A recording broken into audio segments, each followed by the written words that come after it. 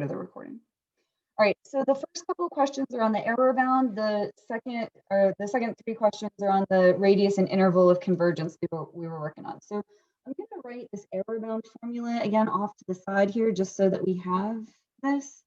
So your error bound for a polynomial with degree n.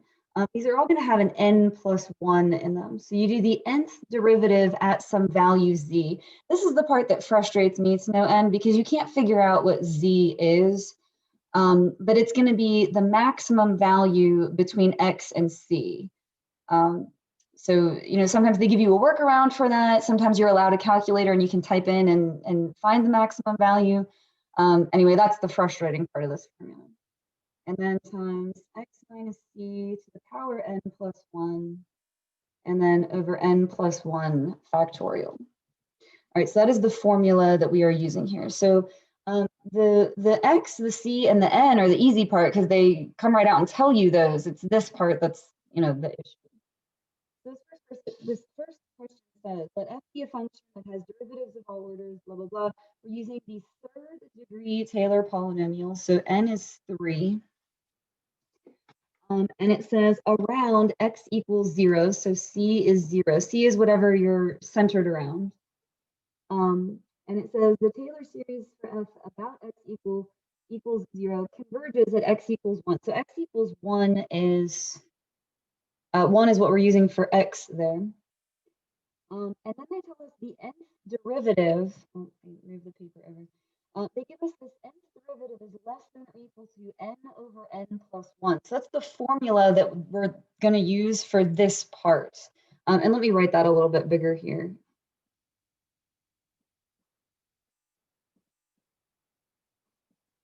So they're giving us a workaround to be able to figure out this part of the formula.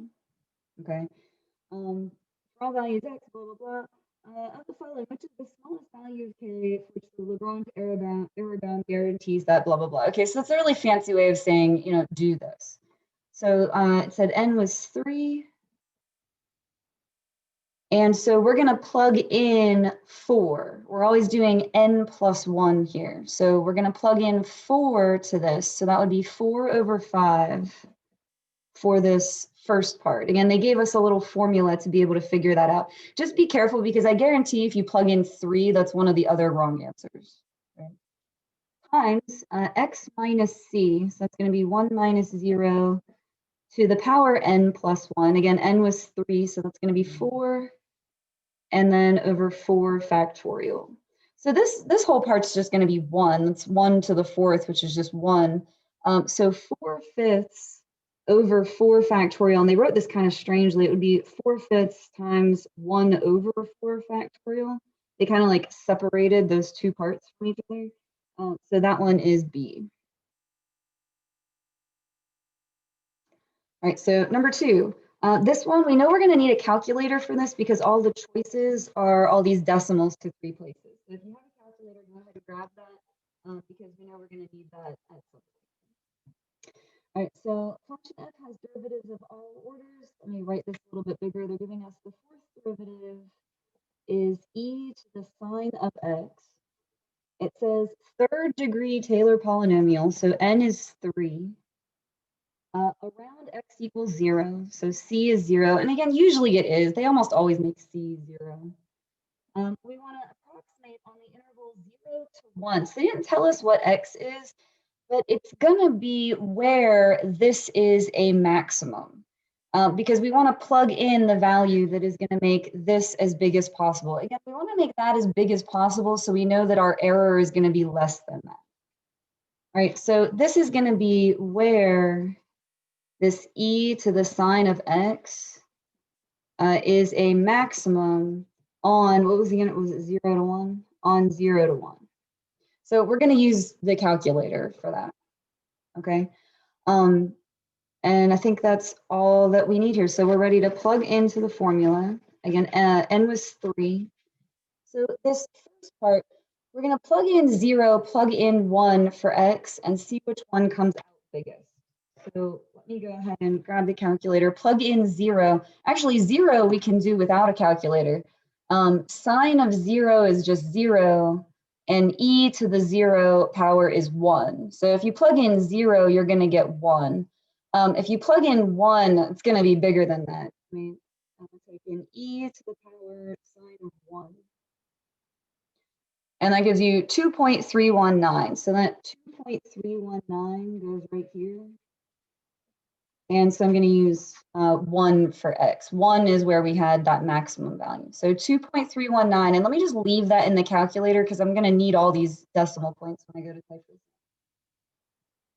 All right, times x minus c to the power n plus 1. So again, n was 3. That's going to be 4. And then over 4 factorial. So again, this part's just going to be 1. So I'm going to basically ignore that. I've got this 2.319 sitting here in the calculator. I'm just going to divide it by 4 factorial, which is 24. So I'm going to divide by 24, and this should be our final answer. So I got 0.097. All right, and so that one is B.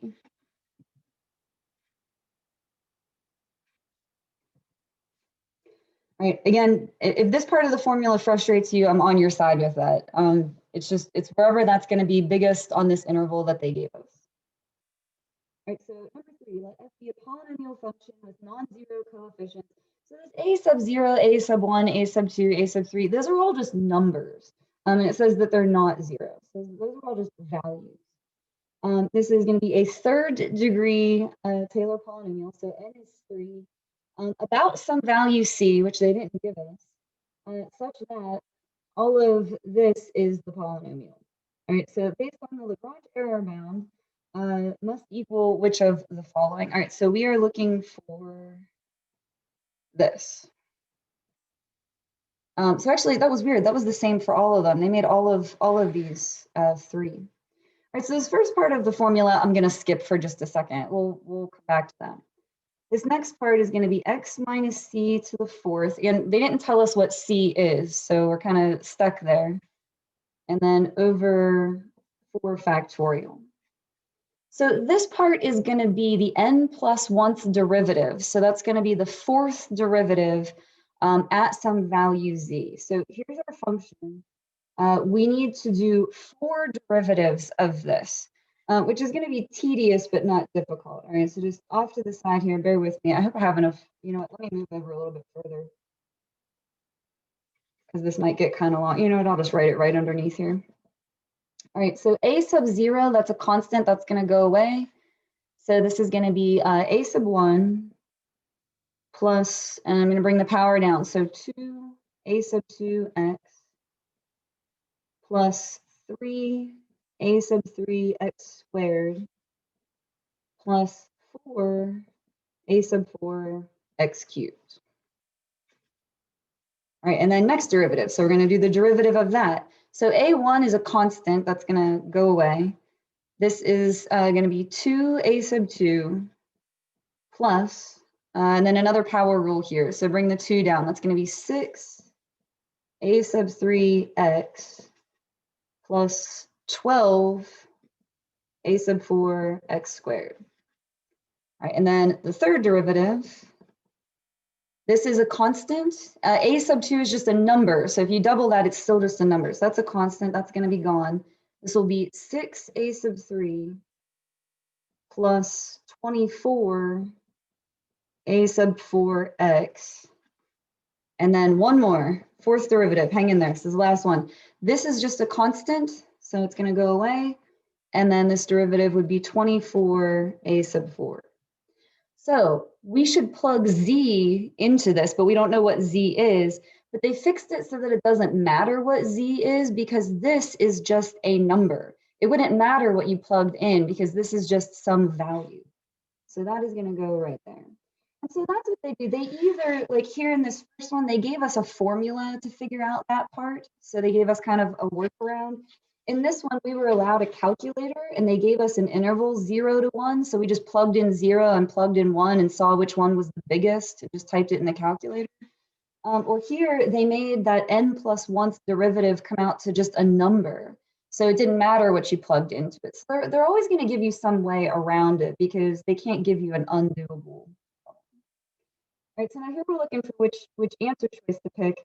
4 factorial is 24, so these are going to cancel. And so that's our final answer, a sub 4, x minus c. So that one is C. All right, so those 3 were on the error bound, and then these other 3 are on what we did yesterday, which was that radius and interval of convergence. So 4, what are all values of x for which the series converges? So we're going to need to do the ratio test. So limit as n goes to infinity, and we're going to plug in n plus 1. So this will be 2, I'm going to do this separately, 2 to the nth and then all of this to the nth. But we're going to plug in n plus 1. So 2 to the n plus 1 over all of this to the n plus 1. And then over the series itself. So 2 to the n, x squared plus 1 to the n. Sorry, that glare is really bad. Try to darken that up a bit. All right, so this is going to reciprocate. And so this part is going to come up to the numerator. So I'm going to have 2 to the power n plus 1 times x squared plus 1 to the nth over, and then everything else is going to be in the denominator. So 2 to the nth times x squared plus 1 to the n plus 1. All right, now we're looking for some stuff to cancel. So all of the 2's are going to cancel except for we'll have 1 left over in the numerator. So we'll have a 2 in the numerator. And same thing for all the x squared plus 1's. We're going to have an x squared plus 1 still in the denominator. So ratio test says this converges as long as it is smaller than 1. Oh, and the limit as n goes to infinity. All the n's are gone. So limit as n goes to infinity of this would just be that. It's kind of like limit as n goes to infinity of 7 would just be 7. You know, if all the n's are gone, it's just this. Ratio test says that's going to converge as long as it's smaller than 1. So it said find all the values of x for which the series converges. We just have to solve this for x, and that will give us our answer. Let me write this out off to the side here so that I have that separated from all that other mess. This is the inequality that we have to solve. So I'm going to multiply all of this to the other side. And then subtract 1. And I like this written the other way around. I don't know if anyone agrees. You're welcome to agree or disagree. I'm going to just take a step and write that the other way, x squared greater than 1. I just like when the variable's on the left because it's kind of like reading left to right. That just suits me better. So this is going to be where x is bigger than 1. We're square rooting here. So square root of 1 is 1, but it's plus or minus. And whenever you do the -1, you have to flip the symbol. So we want where x is bigger than 1 or smaller than -1. If that kind of bothers you, like, I didn't like that square root, that didn't sit well with me, you can think of it from a graphing perspective too. Like if you like a picture, x squared would look like this. And we want where that's bigger than 1. So this graph is going to be above 1 on these two sections. So everything's smaller than -1 and bigger than +1. And so that one is going to be D. All right, so we did a ratio test that converges where everything's smaller than 1, and then we just solved that inequality. All right, so number 5, find the interval of convergence. So we're going to start out the same way here. We're going to do a ratio test. So limit as n goes to infinity, we're going to plug in n plus 1. And then that's going to go over the series itself.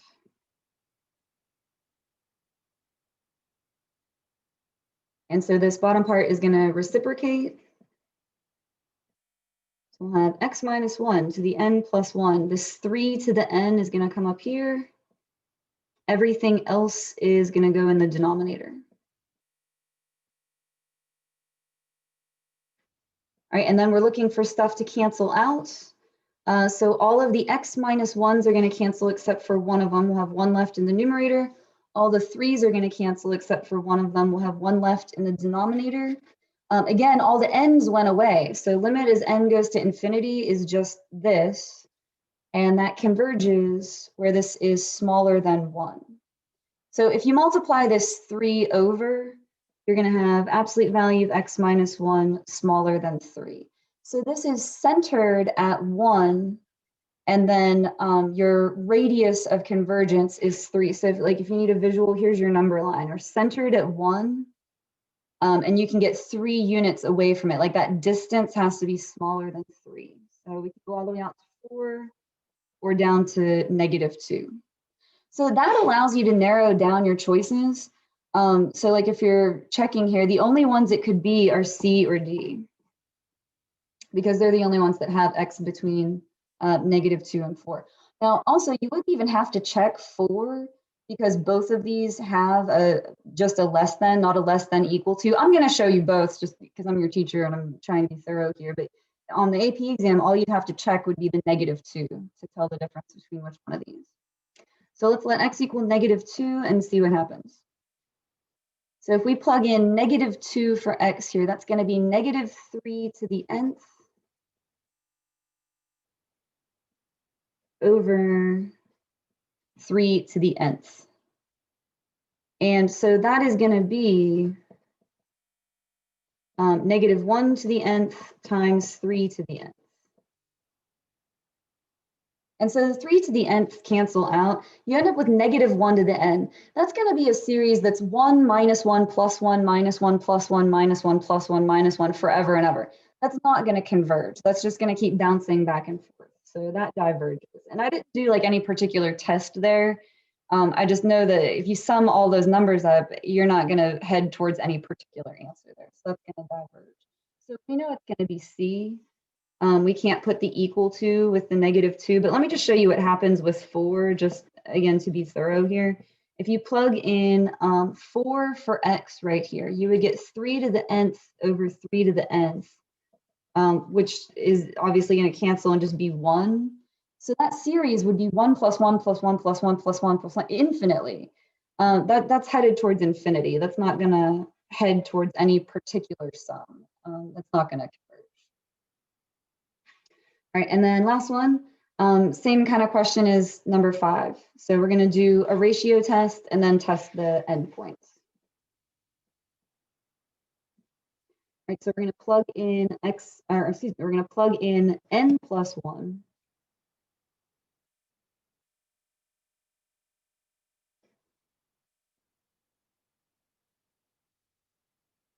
All right, and then that is going to go over the series itself.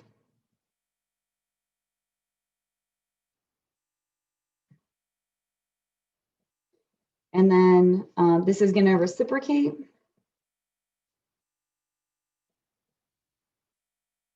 So this part is going to come up to the numerator. So we'll have times n times 3 to the nth. And then everything else is going to stay in the denominator.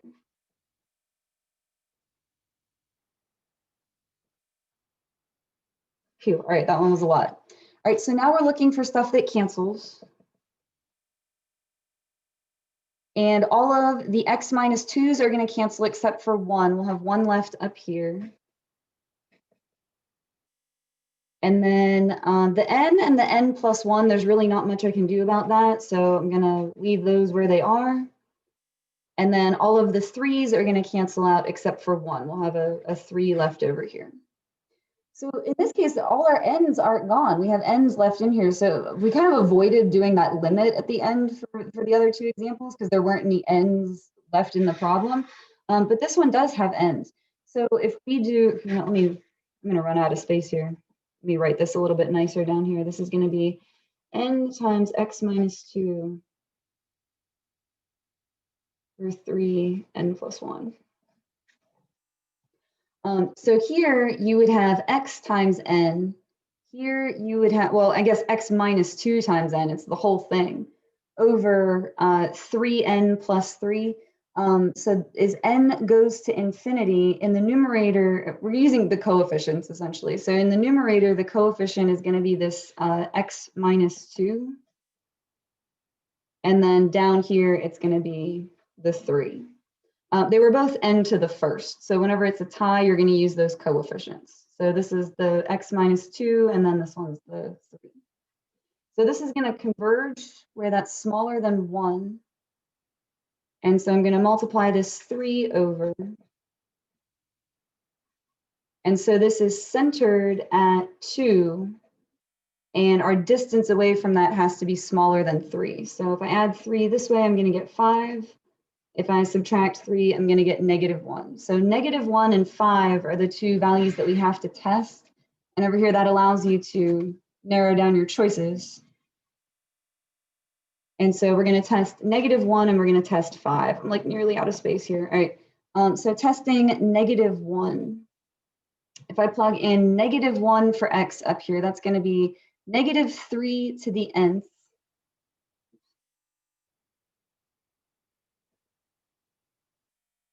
over n times 3 to the nth. So the 3 to the n's are going to cancel, and we're going to have -1 to the nth over n. So that is an alternating series. I'm going to do the alternating series test. So two things have to be true. Limit as n goes to infinity for this has to be 0, which it is. And the n plus 1th term has to be less than or equal to the nth term, which it is. So this converges by alternating series test, but I'm like completely out of space there. All right, and then we're going to test 5.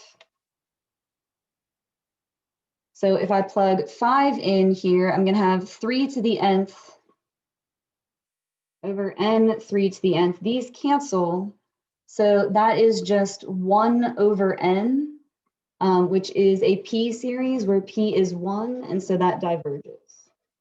So we want to include the -1 and not include the 5. So that is going to be E. We want to include the -1, but not the 5.